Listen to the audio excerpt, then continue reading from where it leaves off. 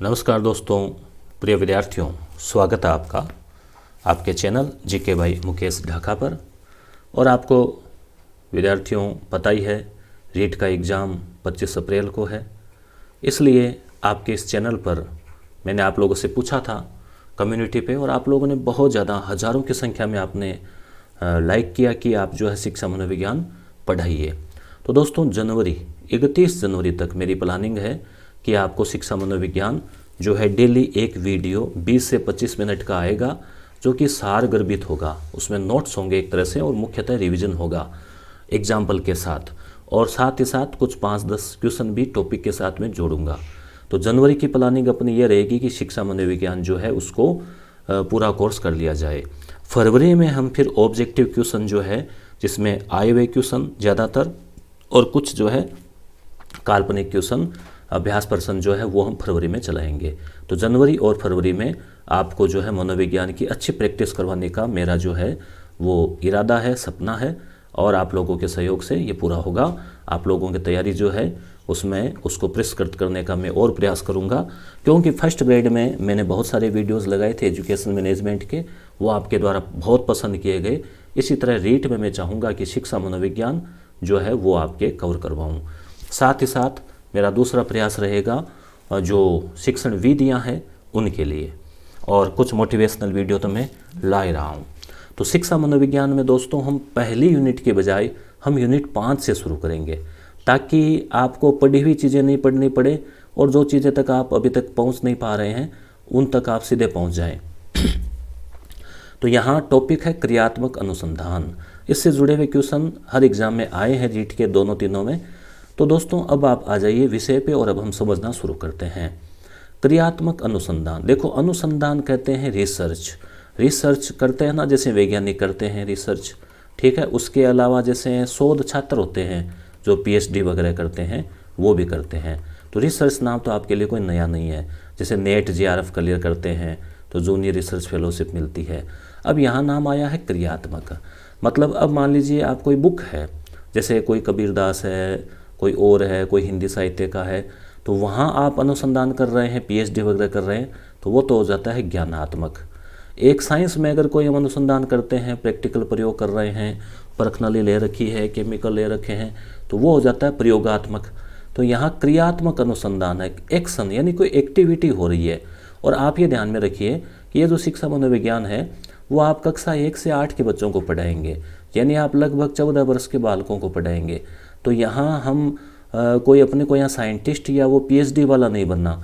यहाँ हमें 8वीं तक के बच्चों के स्तर को ध्यान में रखते हुए रिसर्च करना है, हमें अपने विद्यालय में रिसर्च करना है। तो इसलिए वहीं तक की चीज़ें आपके दिमाग में आनी चाहिए, वहीं तक की चीज़ों के बारे में सोचकर ही प्रश्न का जो उत्तर है वो देना है। तो दोस्तों, ज़्यादातर ये जो इस टाइप के जो प्रयोग है वो अमेरिका में होते हैं, आपको पता ही है, चाहे बुद्धि परीक्षाएँ हो चाहे और हो। तो अब यहाँ बात आती है कि इसके प्रवर्तक कौन है। तो प्रवर्तक है स्टीफन एम कोरे। ये नाम आपको याद रखना है, स्टीफन, फन यानी मजाक होती है, स्टीफन, ठीक है। 1953, स्टीफन 1953, ठीक है। तो इस तरह से आपको याद रखना है, 2-3 बार बोलोगे स्टीफन 53 तो याद रह जाएगा क्रियात्मक अनुसंधान। स्टीफन कोरे के अनुसार इनकी परिभाषा है, ये खुद ही कह रहे हैं कि शिक्षण में यानी हम स्कूल में टीचिंग में क्रियात्मक अनुसंधान वह प्रक्रिया है जिसमें प्रयोगकर्ता कौन होगा स्कूल में? हम ही तो होंगे, शिक्षक ही तो होंगे। अपनी समस्याओं का वैज्ञानिक रूप से अध्ययन करके अपने कार्यों में सुधार करता है, गुणवत्ता लाता है। तो समझ में आ गई ना बात, कि प्रयोग करता है, अपने कार्यों में सुधार करता है, एक्सपेरिमेंट करता है। ऐसे अनुसंधान जो है छोटे और अल्प अवधि के होते हैं, यानी 1 दिन 2 दिन, ये नहीं कि 3 साल की तरह 5 साल पीएचडी चलेगी, ऐसा नहीं है, ठीक है। छोटे होते हैं, अल्प अवधि के होते हैं, और किसी विशिष्ट समस्याओं पर आधारित होते हैं। दोस्तों, ये सारे जो नोट्स हैं वो भी आपको मेरे टेलीग्राम चैनल, इसमें लिंक दिया गया, उसमें अवेलेबल हो जाएंगे। एक मैंने एप्लीकेशन भी बनवाया है, ऐप भी इंजीनियर से करवाया है डेवलप, जिसका नाम है यस गुरु, जिसका लिंक भी यहाँ मिलेगा।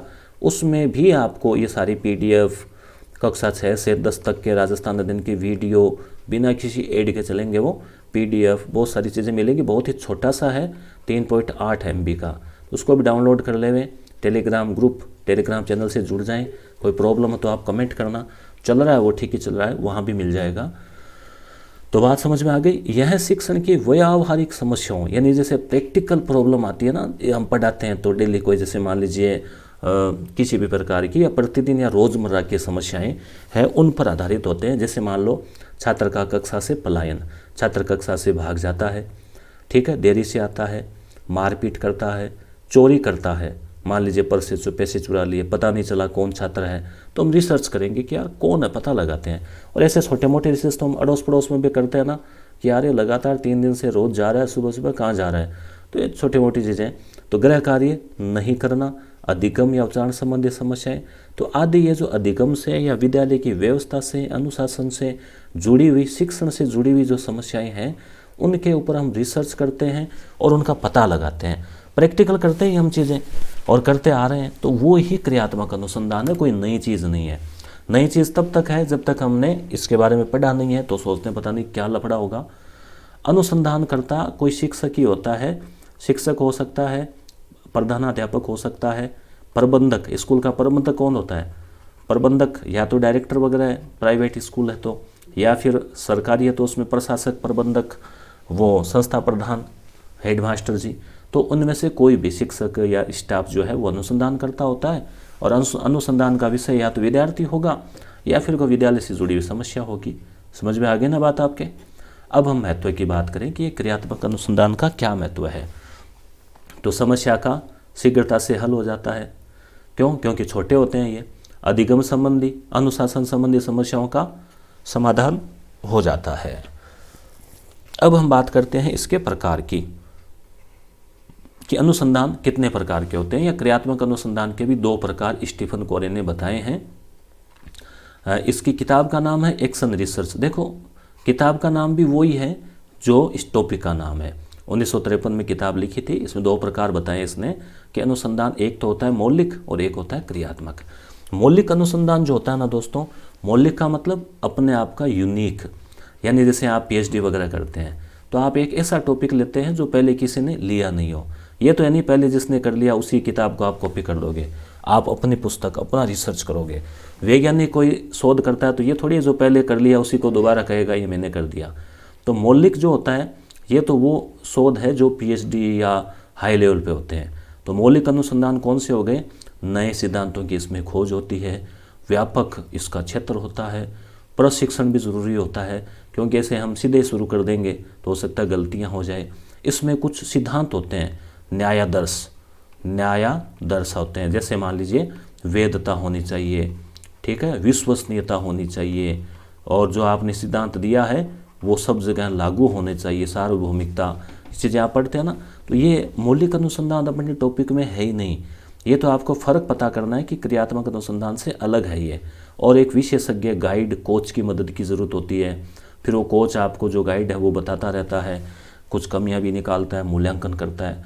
तो मौलिक अनुसंधान हो गया एक तो, और दूसरा हो गया क्रियात्मक अनुसंधान। तो अपने तो काम किससे पड़ेगा? आप रीट क्लियर करके आप अध्यापक बन जाते हैं 1 से 8 के, तो आपके स्कूल में किसकी ज़रूरत पड़ेगी? इसकी ज़रूरत पड़ेगी। तो विद्यालय की लघु स्तरीय छोटी जो समस्याएं हैं उनके समाधान के लिए किसी शिक्षक के द्वारा किया जाता है, जिसमें कोई विशेष प्रशिक्षण की या कोई मूल्यांकनकर्ता की ज़रूरत नहीं होती है। ठीक है ना। तो बात समझ में आ गई कि क्रियात्मक अनुसंधान क्या है। अब उद्देश्य क्या है इसके? विद्यालय की व्यवस्था में सुधार के लिए, विद्यालय की दैनिक समस्याओं के समाधान के लिए, अधिगम संबंधी समस्याओं के समाधान के लिए। सोपान यानी स्टेप क्या है? सबसे पहले आप क्या करेंगे? सबसे पहले हम ये देखेंगे ना समस्या क्या है। तो सबसे पहले समस्या का चयन करेंगे कि भाई ये जो बालक है ये बड़ा शैतान है, रोज़ तोड़ फोड़ करता है, या मान लीजिए विद्यालय से कोई चीज़ चोरी हो रही है, सामान चोरी हो रहा है, कोई भी समस्या आई। फिर हम क्या करेंगे? प्रस्ताव रखेंगे कि भाई कौन से गुरुजी जो है इसमें एक्सपर्ट है, कौन से जो है वो इसमें कर सकते हैं, क्या क्या हमें ध्यान रखना पड़ेगा, विद्यालय के बाद रुकना पड़ेगा क्या, जो भी हम बात करें। फिर उपकल्पना का निर्माण, यानी फिर हम प्लानिंग करेंगे कि किस तरह से जो है क्या रास्ता अपनाना है। फिर हम तथ्यों का संकलन करेंगे कि ये चीज़ें सामने आई है, ऐसा ऐसा होता है। शाम को 8 बजे 3-4 लड़के यहाँ घूमते ग्राउंड के बाहर, मैं एक एग्जाम्पल के हिसाब से बता रहा हूँ। तो तथ्यों का संकलन ऐसे किया, फिर निष्कर्ष निकाला कि अरे इसके लिए तो ये जिम्मेदार है, इसकी गलती है, फला फला, और फिर परिणाम की जानकारी जो है वो हम आपस में स्टाफ को या संस्था प्रधान को देंगे। तो ये सोपान हो गया। यहाँ से भी क्वेश्चन बन सकता है, जैसे मान लीजिए कौन सा सही है सोपान, तो वो 1 नंबर पे इसको दे दें या इनको दे दें, तो वो गलत है, पहचान करना।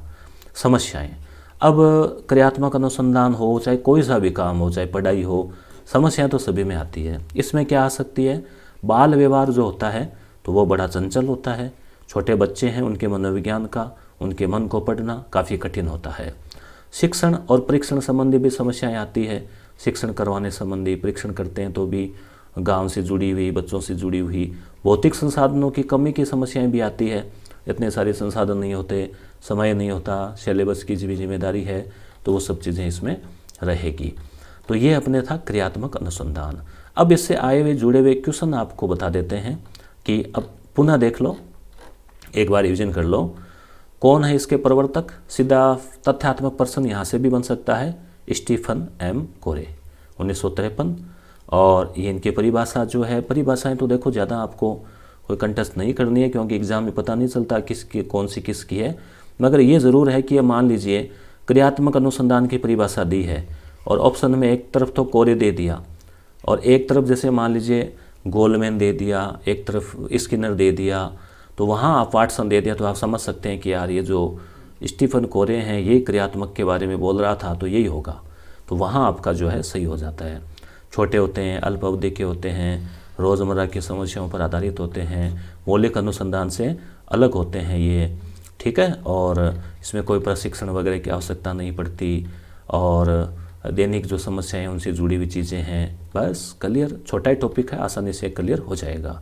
अब हम आगे क्वेश्चन देख लेते हैं क्रियात्मक अनुसंधान में, ठीक है। अब आप 4 ऑप्शन है, पहले उत्तर आपको नहीं दिखाना है तो आप पहले 3 पढ़ लो, ठीक है। चलो आप इधर ध्यान दो। क्रियात्मक उपकल्पनाओं का निर्माण समस्या के कारणों पर आधारित है। क्रियात्मक उपकल्पनाओं का निर्माण किसी उपयुक्त विवेक पर आधारित है।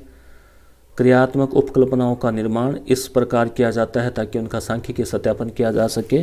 क्रियात्मक उपकल्पनाओं का निर्माण नहीं किया जाता है। तो क्या उत्तर हो जाएगा, ए, यानी कि क्रियात्मक उपकल्पनाओं का निर्माण समस्या के कारणों पर आधारित है। यानी समस्या है, ठीक है, उसके कारण क्या है, तो हम वो उसकी जांच करेंगे। भाई एक तो हम कारणों की जांच करेंगे, निदानात्मक होता है ना, निदान, कारणों का ज्ञात करना, फिर उपचार करना, उसका हल करना। आगे देखिए, कौन सा चरण शोध की क्रियात्मक अनुसंधान जो है उसको बनाता है, किसी भी शोध को क्रियात्मक बनाता है। कौन सा, उपकल्पनाओं का निर्माण, प्रोग्राम का क्रियान्वयन व मूल्यांकन, सामान्यीकरण, शोध के आकल्प का परिवर्तन। तो बी हो जाएगा क्रियान्वयन और मूल्यांकन, ठीक है। यानी क्रियान्वयन हम करेंगे उसका और मूल्यांकन करेंगे। सामान्यीकरण क्या होता है दोस्तों, सामान्यीकरण का मतलब होता है कि एक ऐसे हम नियम बनाते हैं रिसर्च करके, वो तो साइंटिस्ट बनाते हैं, वो एम वाले जैसे होता है ना गुरुत्वाकर्षण के और कोई और, तो ये तो इसमें कोई ऐसा होता ही नहीं कि हमने हमारे विद्यालय में कोई प्रयोग किया किसी बच्चे पे या कोई समस्या का समाधान किया तो पूरी दुनिया पे लागू होगा। तो सामान्यीकरण है शोध के आकल्प का अपरिवर्तन होना, तो ये जो चीज़ें हैं तो इसमें है नहीं। उपकल्पना और क्रियान्वयन, तो यहाँ क्रियान्वयन हो जाएगा। निम्न में से कौन सी समस्या क्रियात्मक अनुसंधान के लिए उपयुक्त नहीं है। 5वीं कक्षा के विद्यार्थी के हिंदी के लेखन में सुधार, तो उपयुक्त है क्या, बिल्कुल 5वीं, 6वीं, 7वीं का है, इसके लिए भी है। अब यहाँ है परंपरागत विधि के ऊपर कंप्यूटर सहायतित अनुदेशन का प्रभाव और भूगोल के अधिगम में एटलस और ग्लोब का प्रभाव। तो यहाँ जो है सी हो जाएगा कि परंपरागत विधि के ऊपर कंप्यूटर आधारित, यानी कि ये कंप्यूटर से जुड़ी हुई ही एक विधिगत चीज़ें हैं, तो ये यहाँ पे अलग हो जाएगा। यानी थोड़ा सा आपको अलग लगे ना, थोड़ा जटिल लगे, वो यहाँ टॉपिक हो जाएगा। क्रियात्मक अनुसंधान का उद्देश्य है, क्या उद्देश्य है, नवीन ज्ञान की खोज है क्या, नहीं भाई, नया ज्ञान हम तो कोई पीएचडी वगैरह या कोई प्रयोगात्मक करते हैं साइंस वाला, उसमें करेंगे। वैज्ञानिक व्यवहार का कोई मतलब नहीं है। विद्यालय और कक्षा की शैक्षिक कार्य प्रणाली में सुधार लाना, ये इसका उद्देश्य है दोस्तों। क्रियात्मक अनुसंधान के संबंध में कौन सा कथन सही नहीं है, तो आप 4 कथन हैं, इनको पढ़ लीजिए। यह अध्यापक और शिक्षा से संबंधित व्यक्तियों के द्वारा किया जाता है। सही है ना? अब सही नहीं है, कुछ छांटना है तो टिक लगाते जाओ। यह किसी विशिष्ट समाधान के लिए किया जाता है। सही है, जैसे कोई प्रॉब्लम हो गई। व्यापक स्तर पर निर्णय लेने के लिए सूचना संकलन का कार्य इसमें किया जाता है। व्यापक स्तर पर निर्णय की कोई बात आती है क्या इसमें? बड़े स्तर पर पूरा समाज प्रभावित हो? नहीं भाई, ऐसा नहीं है। स्थानीय स्तर पर रोजमर्रा की समस्याओं के समाधान के लिए, ये भी सही है। ऐसे प्रयोग तो हम घर परिवार में अड़ोस पड़ोस में भी करते हैं। तो उत्तर क्या हो जाएगा? सी। एक दो और है दोस्तों। तो आपको ये चीज़ें अच्छी लग रही है तो आप कमेंट करके ज़रूर बताएं कि क्लास कैसी लगी, ताकि मैं इसको नियमित रख सकूं, क्योंकि मुझे भी तो थोड़ा पुनर्बलन फीडबैक की आवश्यकता पड़ेगी ना। मनोविज्ञान का मैटर है। क्रियात्मक अनुसंधान मौलिक अनुसंधान से भिन्न है, क्योंकि मौलिक अनुसंधान आप समझ गए, वो पीएचडी वाला अध्यापकों, शैक्षिक प्रबंधकों व प्रशासकों द्वारा किया जाता है। देखो, क्रियात्मक अनुसंधान मौलिक अनुसंधान से भिन्न है, क्योंकि यह मतलब क्रियात्मक अनुसंधान यह अध्यापकों, शैक्षिक प्रबंधकों द्वारा किया जाता है। ये सही है। शोधकर्ताओं द्वारा किया जाता है। पीएचडी के स्कॉलर के द्वारा किया जाता है क्या? नहीं। परमापीकृत उपकरणों पर आधारित क्या होता है क्या कि कोई फिक्स परमाप बने हुए हैं, लेब बनी हुई है और परख नली बनी हुई है, न्याय आदर्श है, वैधता वगैरह होती है क्या इसमें? नहीं। तो ये तो प्रैक्टिकल चीज़ें हैं दोस्तों। क्रियात्मक अनुसंधान छोटी मोटी समस्याएं हैं ना स्कूल की, उनको हल करने के लिए। क्रियात्मक अनुसंधान के महत्व के बारे में निम्न में से कौन सा कथन सही नहीं है? उपभोक्ता ही अनुसंधान करता है। समस्याओं का हल शीघ्रता से प्राप्त हो जाता है। समस्याओं का हल अभ्यास में आया जाता है और मूल्यांकन नहीं किया जाता है। तो क्या उत्तर हो जाएगा? कथन सही नहीं है। तो इसके बारे में पहला, दूसरा, तीसरा इसमें सही नहीं है दोस्तों। समस्याओं का हल अभ्यास में किया जाता है और मूल्यांकन नहीं किया जाता। देखो, मूल्यांकन तो होता ही है। कोई भी काम करेंगे तो ये तो करेंगे नहीं कि भाई मूल्यांकन क्या रहा, क्या रिजल्ट रहा। मूल्य का अंकन तो हम करेंगे। तो इसमें देखो, एक तो उपभोक्ता ही अनुसंधान करता है, यानी जैसे हम शिक्षक वगैरह है वो इसमें रिसर्च आता है, कोई अलग से शोधकर्ता नहीं आएगा। समस्याओं का शीघ्रता से हल होगा। चौथा इस ऑप्शन इसमें था, इनमें से कोई नहीं, तो वो इसमें आया नहीं है। तो दोस्तों, इस तरह से हमने एक छोटा सा टॉपिक प्रयोग के रूप में, यानी ये भी एक प्रयोगात्मक कक्षा ही है कि आपको कैसी लगती है। आप अच्छे व्यूज़ आएंगे, अच्छा लाइक करेंगे तो इसको जो है हम और जारी रखेंगे। तो क्रियात्मक अनुसंधान अपना टॉपिक क्लियर हो गया है। अगला टॉपिक जो है यूनिट 5 में 2-3 बड़े टॉपिक है। एक तो क्रियात्मक अनुसंधान है, उसके बाद में है RTE और उसके बाद में है NCF 2005। तो अब हम जो शिक्षा का अधिकार अधिनियम 2009 है उसको हम पढ़ेंगे। आप कमेंट करके बताना कि उसको पढ़ाएं क्या। तो 20-25 मिनट में आपके हो जाएगी ये क्लास। डेली आपको एक वीडियो मिलेगा। आप आराम से जब पढ़ के बोर हो जाते हैं ना किताबों से, तब आप मेरा वीडियो लगा के और आप इसको रिवीजन कर सकते हैं। धन्यवाद।